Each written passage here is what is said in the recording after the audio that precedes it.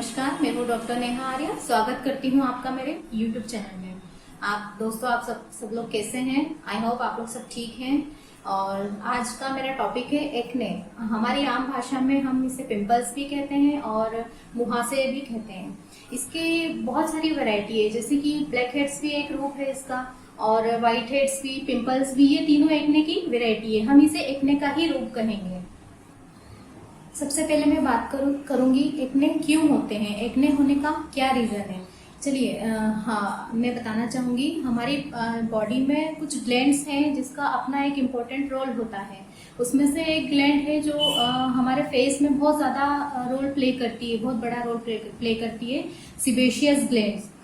ये sebaceous glands हमारे face में हर जगह पे होती है और ये इंटरनली काम करती है। इंटरनली ये सीक्रेशन का काम करती है, और अगर ये सीक्रेशन किसी वजह से बंद हो जाए, किसी वजह से अगर रुक जाए, तो वहाँ वो एक्ने का रूप ले लेता है। जैसे कि अगर हमारे फेस पे छोटे छोटे ओपन पोर्स होते हैं, ओपन पोर्स से वो अपना काम करती है सीक्रेशन करने का, ऑयल सीक्रेट करती है वो। और अगर जब वो ओपन पोर्स बंद हो जाए, तो वहाँ अगर वो किसी वजह से, जैसे कि डेड स्किन आ जाए, किसी वजह से भी अगर वो बंद होते हैं, तो फिर वो एक्ने का रूप ले लेते हैं। किसी भी चीज को आपको बाहर निकलने में जगह चाहिए रहती है, अगर वो जगह ही बंद हो जाए तो वहां पर वो एक्ने का रूप लेता है, वहां पर पस फॉर्मेशन होगा। मोस्टली ये दोनों एज में कॉमन है, मेल एंड फीमेल। मैं फीमेल्स की, गर्ल्स की बात करूं, जब 13-14 एज गर्ल्स की जब स्टार्ट होती है, मेंस्ट्रुअल साइकिल स्टार्ट होता है, तब हार्मोनल चेंजेस की वजह से ग्रोथ हार्मोन्स चेंज होते हैं। इस वजह से ये सीबेशियस ग्लैंड्स एक्टिव हो जाती है और ऑयल सीक्रेट करती है उस समय, और ये पिंपल्स की, एक्ने की प्रॉब्लम हमें ज्यादा देखने को मिलती है। ये 11 to 30 एज में हमें ज्यादा देखने को मिलेगी। मैं आपको बताना चाहूंगी एक्ने होने के बहुत सारे रीजंस हैं। जैसे कि हम देखते हैं ऑयली स्किन जिसकी ज्यादा रहती है, उसे एक्ने की प्रॉब्लम्स बहुत ज्यादा होती है। और जिसको जो अपनी स्किन की केयर नहीं कर पाता है ठीक से, वो उसमें डेड स्किन अगर आपके फेस पे आ रही है, तो उस वजह से भी आपको एक्ने की प्रॉब्लम देखने को मिलेगी। आप स्किन केयर ठीक से नहीं कर रहे हैं, और आप फेस आपका वॉश नहीं कर रहे हैं ठीक से, तो वहां पर आपकी डेड स्किन जमने लग जाती है फेस पे, तो वहां पर भी आपको एक्ने देखने को मिलेगा। और हेयर फॉल, आपने देखा होगा आपके फेस पे छोटे छोटे हेयर्स होते हैं, और हेयर फॉलिकल्स, अगर हेयर्स वहां से टूट रहे हैं, और अगर वहां पर डेड स्किन जमा हो रही है, तो वहां पर भी एक्ने की प्रॉब्लम शुरू होती है। ये जेनेटिक भी होता है।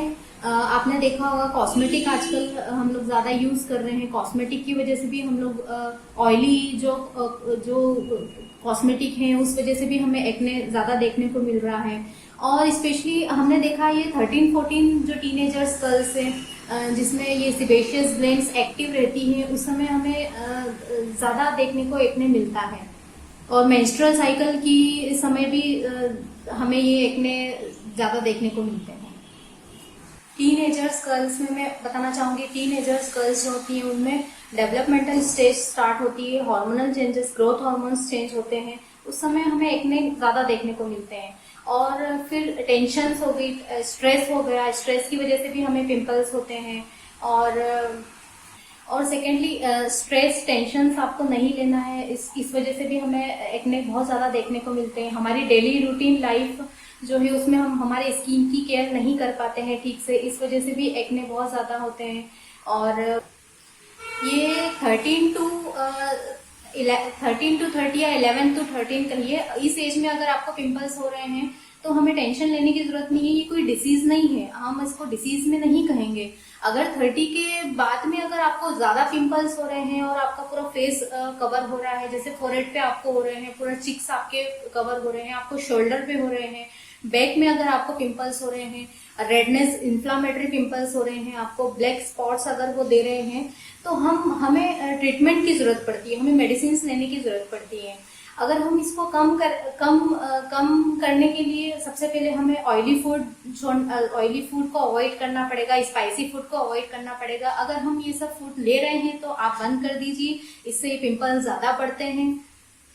हमारी डेली रूटीन लाइफ बहुत ज्यादा फास्ट हो गई है, हमें रोज हमारा वर्किंग की वजह से हम लोगों को बहुत ज़्यादा डस्ट से एक्सपोज होना पड़ता है। पॉल्यूशन, डस्ट हो गया, इससे ज़्यादा एक्सपोज होना पड़ता है और एटमॉस्फेयर में बैक्टीरिया से भी हमारी स्किन एक्सपोज होती है। इस वजह से अगर हमें पिंपल्स निकल रहे हैं पर डे, अगर हमको 2-3 पिंपल्स आ रहे हैं तो ये कोई बहुत बड़ी बात नहीं है। इसकी हम घर पे भी केयर कर सकते हैं। अगर ज़्यादा क्वांटिटी में अगर आपको फेस पे पिंपल्स आ रहे हैं, पूरा फेस आपका कवर हो रहा है, तब हमें मेडिसिन लेने की ज़रूरत है, ट्रीटमेंट लेने की ज़रूरत है। अदरवाइज हमें इसकी कोई ज़रूरत नहीं है। हम हमारी स्किन की घर पे भी केयर कर सकते हैं। मोस्टली हमने देखा है यंग जो गर्ल्स हैं और जो बॉयज़ हैं, उन लोगों को बाहर का खाना बहुत ज़्यादा पसंद है। उनको गर्ल्स में खट्टी चीज़ें बहुत ज़्यादा पसंद है, उनको स्पाइसी फूड, जंक फूड ज़्यादा पसंद है। उन लोगों को हमें एक्ने ज़्यादा देखने को मिलता है उन लोगों में।